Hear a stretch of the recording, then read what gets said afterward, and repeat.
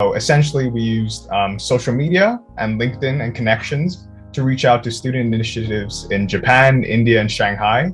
And I personally think that it is crucial to build these connections and relationships with partners in order to create meaningful collaborations.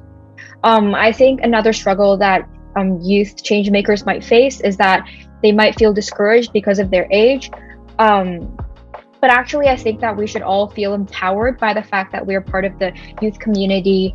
And there are slowly starting to be more emphasis on youth action all around the world. For example, we've seen an exponential increase in youth programs, youth summits like this, which actually actively seek for our voices and value our projects.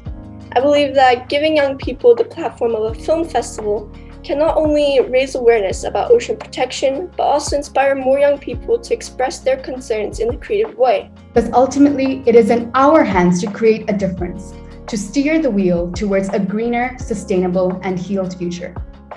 And so by diminishing this mindset of competition, I personally believe that we can achieve this collective vision of a sustainable future much better and faster through collaboration. Our guiding philosophy has always been collaboration, not competition, because it's not about competing with other organizations and enterprises to see who can make the most impact, but instead it's about how we can together maximize our impact and create change in our community. And adding on to that, I also think that partnerships are essential in diversifying your arsenal of talents, whether that is within your organization and with other organizations. The SDGs just target so many different stakeholders that one group simply cannot account for.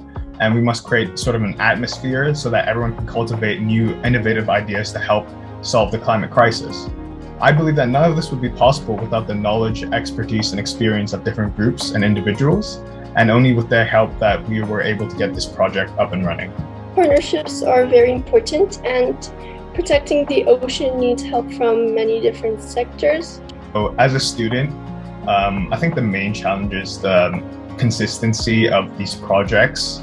And it's mainly due to because that we are busy revising for exams, we have different commitments that we have to aid to, so it's quite tough to get some of our projects up and running consistently. So the approach I took to solve this is simply to pass the reins on to the year 12s and year 11s, and they have been absolutely amazing in organizing events and projects. So I think that is actually extremely vital to educate and guide the younger years and create partnerships with the youth so that they can also carry on these amazing SDG projects. Another potential challenge is just communication in general, like finding times to meet with your partner organization and just for everyone to get on the same page. So to resolve this, what we do at Project Provision is we set up an active chat group to communicate, and we try not to rely on email or other more detached forms of communication, because I personally find that more convenient methods such as WhatsApp makes for a more fruitful and active and frequent discussions. One more challenge is partnerships of a different form, which is, as I said, with different local businesses or organizations, because I think one challenge that I face most prominently is making sure that the partnership is beneficial to both parties and not just beneficial for Lives.Knives, because that would kind of not encourage the other party to be involved in the partnership. But I think the thing that you have to do to make sure that it goes on is that don't be discouraged if a potential partner turns you down. And the key to resolving this is through perseverance and resilience, I believe, because in my experience, for our Lives.Knives challenge package, we had 8 business partners in total at the end. But actually in the start, we started with contacting over 15 local businesses and only got 1 reply.